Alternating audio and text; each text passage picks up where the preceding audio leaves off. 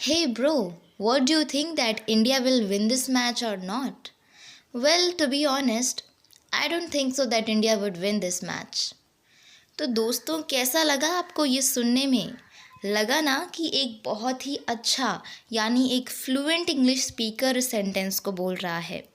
अगर आपको इतनी अच्छी इंग्लिश भी बोलनी नहीं आती है तो आप हमारे चैनल की मदद से एक फ्लुएंट इंग्लिश सीख तो सकते ही हैं, लेकिन फॉर इंस्टेंस अगर आपको चाहिए कि सामने वाला ये समझे कि आप एक फ्लुएंट इंग्लिश स्पीकर हैं और आप अच्छी खासी इंग्लिश बोल लेते हैं, अगर आप चाहते हैं कि सामने वाला ये सोचे आपके बारे में, तो आप इन फ्रेजेस की मदद ले सकते हैं which makes you look smarter. हाँ दोस्तों, इन फ्रेजेस को अपने सेंटेंस में जोड़ कर बोलने से सुनने वाले पे एक बहुत ही अच्छा इफ़ेक्ट पड़ता है। आप अभी तो नहीं मानेंगे, लेकिन आई एम बेटिंग यू कि इस वीडियो को एंड तक बस देख लीजिए और जो भी फ्रेज मैंने बताए हैं उसे अपने सेंटेंसेस में यूज़ करना शुरू कर दीजिए। उसके बाद देखिए कि क्या क्या क्या चेंजेस होते हैं। आपको खुद ही लगेगा कि आप एक बहुत अच्छी इंग्लिश बोल रहे हैं और सुनने में भी काफ़ी स्मार्ट साउंड कर रहा है। तो चलिए आज किन स्मार्ट फ्रेजेस को पढ़ते हैं, लेकिन उन्हें पढ़ने से पहले मैं आपको कुछ बेनिफिट्स के बारे में बताना चाहूँगी। हमारा चैनल है इंग्लिश फोबिया, जो आपके इंग्लिश को लेकर फोबिया को दूर करता है। एंड प्लस आप अगर हमारे चैनल को विज़िट करते हैं तो आपको काफ़ी सारे यूज़फुल वीडियोज़ देखने को मिलेंगे जो आपको बहुत ज़्यादा हेल्प करेंगी। जैसे आपको हमारे चैनल पर मिलेंगे वोकैबुलरी के वीडियोस, यानी इंग्लिश लर्न करने के लिए जो सबसे इम्पॉर्टेंट चीज़ है वोकैबुलरी, उनके वीडियोस, फ्रेजेस के वीडियोस और अलग अलग सिचुएशन में बोले जाने वाले वर्ड या सेंटेंस के वीडियोस। आपको ये सारे ही इम्पॉर्टेंट और यूज़फुल वीडियोस मेरे चैनल पर मिल जाएंगे। और आपको मैं बता दूं कि मैंने इन वीडियोस में बड़ी ही आसानी से इन सारे वोकैबुलरी, फ्रेजेस और सेंटेंसेस को लर्न करना सिखाया है और बहुत ही अच्छे से इनका मीनिंग और इनके एग्जाम्पल को एक्सप्लेन भी किया है। तो I want you to see my other videos also because it will help you a lot. तो आप जाकर वो वीडियोज़ देख सकते हैं और कुछ नई चीज़ें सीख सकते हैं और फिर उन चीज़ों को अपने डे टू डे लाइफ में यूज़ कर कर धीरे धीरे आप काफ़ी इम्प्रूव करेंगे। तो चलिए आज हम जो फ्रेजेस सीखने वाले हैं वो सीखते हैं।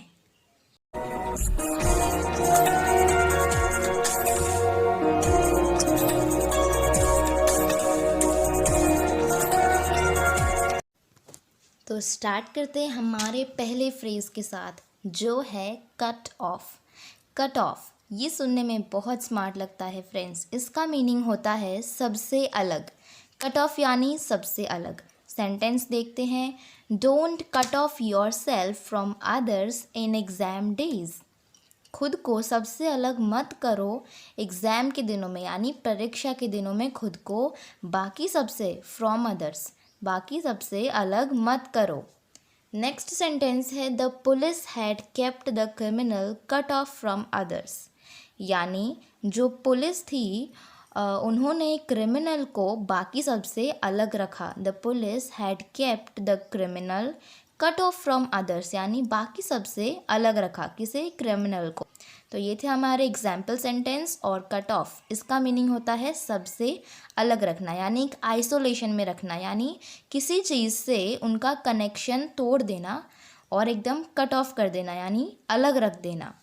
तो चलिए अब नेक्स्ट फ्रेज को देखते हैं। और हमारा अगला फ्रेज है at any cost. At any cost की जगह पर आप इन एनी केस भी बोल सकते हैं, क्योंकि इन दोनों का मीनिंग सेम ही होता है। एट एनी कोस्ट या फिर इन एनी केस। और इन दोनों का मीनिंग है क्या, किसी भी हालत में या किसी भी कीमत पर। तो किसी भी हालत में जब भी आप इस तरह का कुछ साउंड करना चाहते हैं कि हर हालत में या फिर किसी भी कीमत पर, तो आप यूज़ करते हैं एट एनी कोस्ट को। एग्जाम्पल में है I will save him at any cost. मैं उसे किसी भी कीमत पर बचा लूँगा। You will have to acquire 90% in exams at any cost. तुम्हें अपने एग्ज़ाम में 90% लाना पड़ेगा किसी भी कीमत पर, यानी you will have to acquire 90% in exam at any cost. और हमारा फ्रेज नंबर 3 है एट ऑल। एट ऑल भी सुनने में बहुत ही अच्छा लगता है। इसका मीनिंग है बिल्कुल। अब आप इसे सेंटेंस में यूज़ कैसे करोगे, आइए देखते हैं एग्जाम्पल को। I have no patience at all. मेरे पास बिल्कुल भी धैर्य नहीं है। I have no patience at all. अगर आप सिर्फ कहते हैं आई हैव नो पेशेंस, जिसका मीनिंग होता है मेरे पास धैर्य नहीं है, लेकिन it sounds very simple guys, इतना सिंपल लग रहा है। अगर आप इस सेंटेंस पे स्ट्रेस डालना चाहते हैं और कहना चाहते हैं कि मेरे पास बिल्कुल भी नहीं है पेशेंस, एकदम ज़ीरो है, तो आप कह सकते हैं एट ऑल, यानी एट ऑल को लास्ट में लगाने से सेंटेंस का वज़न बढ़ता है। I have no patience at all, मेरे पास बिल्कुल नहीं है धैर्य। नेक्स्ट एग्जाम्पल है don't try to pressurise me at all, यानी मुझे प्रेशराइज करने की बिल्कुल भी कोशिश मत करना। Don't try to pressurise me at all. Pressurise का मीनिंग होता है किसी पर दबाव डालना, यानी किसी काम को करवाने के लिए उसे फोर्स करना। एनी मोर, एनी मोर का मीनिंग है और भी, और ये जो और भी है वो हिंदी में इसका एग्जैक्ट मीनिंग है, तो आप शायद इसकी वजह से कंफ्यूज हो रहे हैं, but don't worry, I am here to make your doubts away from you. आप इस एग्जाम्पल को देखिए, आपको समझ में आ जाएगा कि एनी मोर को कहाँ यूज़ करते हैं। I can't tolerate you any more, यानी मैं तुम्हें और ज़्यादा बर्दाश्त नहीं कर सकता, यानी मैं तुम्हें और ज़्यादा नहीं करूँगा बर्दाश्त। I can't tolerate you any more. Tolerate का मीनिंग होता है झेलना या फिर उसे बर्दाश्त करना। नेक्स्ट एग्जाम्पल है I have learned too much, now I can't learn any more, यानी मैंने अब बहुत कुछ याद कर लिया है या सीख लिया है, अब मैं कुछ और लर्न नहीं कर सकता। तो एनी मोर का मीनिंग होता है अब और ज़्यादा, यानी कुछ और। तो जब भी आपको कहना हो कि मैं और ज़्यादा नहीं करूँगा किसी भी काम को, तो I can't do this work any more, तो एनी मोर को हम इसी सेंस में यूज़ करते हैं, और ज़्यादा। And our next phrase is for sake of. ये भी बहुत ही ज़्यादा स्मार्ट फ्रेज़ है, इसे बस आप बोलना सीख लीजिए। देखिए इसका सिंपल सा मीनिंग है खातिर या वास्ते। अब इसका यूज़ क्या है वो हम एग्जाम्पल में देखते हैं, आपको बहुत ईजीली समझ आ जाएगा। Please forgive me for sake of God. Forgive me का मीनिंग होता है माफ़ करना, तो क्या लिखा है यहाँ, please forgive me for sake of God, यानी मुझे माफ़ कर दो भगवान के लिए या भगवान के खातिर। नेक्स्ट है tell me the truth for sake of our family. मुझे सच बता दो हमारे परिवार के खातिर, यानी हमारे परिवार के खातिर मुझे सच बता दो। Tell me the truth for sake of our family. तो फॉर सेक ऑफ का मीनिंग है खातिर या वास्ते, तो आप इस सेंस में इसे यूज़ कर सकते हैं, ये भी बहुत ही अच्छा साउंड करता है। नेक्स्ट फ्रेज है to be honest. To be honest भी सुनने में बहुत ही अच्छा और स्मार्ट लगता है। आइए इसके मीनिंग को देखते हैं। सच कहूँ तो, अब ये तो बहुत ही कॉमन है, हिंदी में हमेशा कहते रहते हैं, तो इसका मीनिंग क्या है, टू बी ऑनेस्ट। एग्जाम्पल देखिए, to be honest I would say you are not looking pretty. सच कहूँ तो मैं कहूँगा कि तुम इतनी सुंदर नहीं दिख रही हो। To be honest I would say you are not looking pretty. या फिर आई वुड से को हटाकर आप सिंपल तरीके से कह सकते हैं to be honest you are not looking pretty. Next है to be honest India would perhaps lose this match, यानी सच कहूँ तो इंडिया शायद इस मैच को हार जाएगा। To be honest India would perhaps lose this match. और हमारा नेक्स्ट फ्रेज है केम अक्रॉस। केम अक्रॉस का मीनिंग है आमने सामने आना। एग्जाम्पल देखिए, I have came across this question many times, यानी ये क्वेश्चन मेरे आमने सामने कई बार आ चुका है। I have came across this question many times. Next example है my father have came across that stranger in office, यानी मेरे पिता उस अजनबी के आमने सामने कई बार ऑफिस में आ चुके हैं, यानी उन्हें वो स्ट्रेंजर कई बार ऑफिस में मिल चुका होगा, यानी बार बार आमने सामने आ जाता होगा। तो हम इंग्लिश में कह सकते हैं my father has came across that stranger in office. At first sight. At first sight का मीनिंग है पहली नज़र में। पहली नज़र में हमारा एग्जाम्पल देखिए, I had noticed her talent at first sight, यानी मैंने उसके टैलेंट को नोटिस कर लिया था पहली ही नज़र में, यानी उसे भांप लिया था, पहचान लिया था उसके अंदर के टैलेंट को पहली नज़र में। नेक्स्ट एग्जाम्पल है, my mother found the watch at first sight. मान लीजिए कि आपको आपकी घड़ी ना मिल रही हो और आपने आपकी मदर से कहा हो और उन्होंने पहली नज़र में ढूंढ निकाला, तो क्या कहेंगे? My mother found the watch at first sight, यानी मेरी मम्मी ने उस घड़ी को पहली ही नज़र में ढूंढ निकाला। नेक्स्ट फ्रेज़ है मेक श्योर।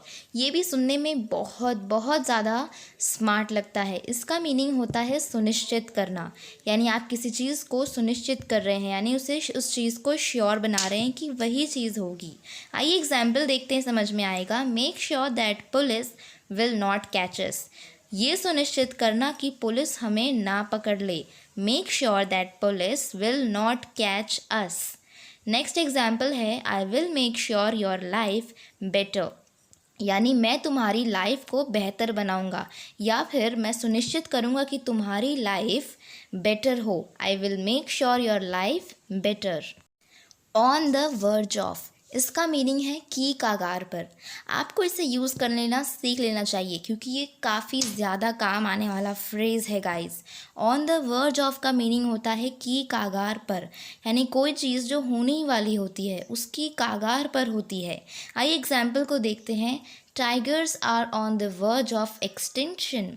जो टाइगर्स हैं वो एक्सटिंक्शन की कागार पर है। एक्सटिंक्शन यानी उनके विलुप्त हो जाने को एक्सटिंक्शन कहते हैं। तो टाइगर्स जो हैं वो विलुप्त होने की कागार पर हैं। He wanted to discover something new, वो कुछ नया डिस्कवर करना चाहते थे। Even when he was on the verge of die, यानी तब भी जब वो मरने की कागार पर थे, यानी जब वो मरने की कागार पर थे तब भी वो कुछ नया डिस्कवर करना चाहते थे। He wanted to discover something new even when he was on the verge of die. Next phrase है एनीवे। एनीवे का मीनिंग है वैसे भी। अब मुझे आपको एक्सप्लेन करने की नीड नहीं पड़ेगी क्योंकि आपको हिंदी में वैसे भी का मतलब तो पता ही है कि आप इसे कब कब यूज़ करते हैं। वैसे भी यानी जो चीज़ वैसे भी होने ही वाली है। एनीवे, आइए एग्जाम्पल को देखें। Whatever you are saying I will not agree you anyway, यानी तुम जो भी कह रहे हो मैं तुम्हें एग्री नहीं करूँगी वैसे भी, यानी तुम जो भी कह रहे हो मैं वैसे भी तुम्हें एग्री नहीं करने वाली हूँ। Whatever you are saying I will not agree you any way. Worth it, जिसके दो मीनिंग हैं और दो अलग अलग यूजेस भी। तो आइए मैं आपको बताती हूँ कि इसके कौन से दो अलग अलग मीनिंग हैं और इसे किस तरह से यूज़ करते हैं। इसके मीनिंग में है, वर्थ इट का पहला मीनिंग होता है कीमत और दूसरा मीनिंग होता है लायक। चलिए एग्जाम्पल को देखते हैं।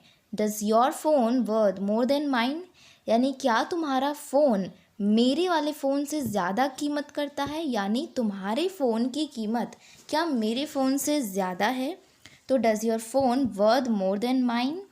हमारा नेक्स्ट एग्जाम्पल है, this boy is not worth education. अब इसमें हमने वर्थ का कौन सा मीनिंग लिया है? लायक वाला। This boy isn't worth education, या फिर आप कह सकते हैं दिस बॉय इज़ंट वर्थ मी, या फिर this book isn't worth reading, यानी ये बुक रीडिंग के लायक नहीं है, ये लड़का पढ़ाई के लायक नहीं है। तो वर्थ के दो मीनिंग होते हैं, कौन से? लायक और दूसरा कीमत। नेक्स्ट फ्रेज़ है एट एनी मोमेंट। इसका मीनिंग होता है किसी भी वक्त। हमारा एग्जाम्पल देखिए, the book shelf is broken and can fall at any moment, यानी ये जो बुक शेल्फ है वो टूटा हुआ है और किसी भी वक्त गिर सकता है। हमारा नेक्स्ट एग्जाम्पल है, the guest will come at any moment here, यानी जो मेहमान है वो यहाँ किसी भी वक्त आते होंगे। The guest will come at any moment here, वो मेहमान हमारे घर किसी भी वक्त आते होंगे। तो एट एनी मोमेंट को हमें इस तरह से यूज़ करना है। तो देखा, सिर्फ 10 और 12 मिनट्स में आपने कितना कुछ नया सीख लिया है। आपने काफ़ी सारे स्मार्ट फ्रेजेस को लर्न किया है आज।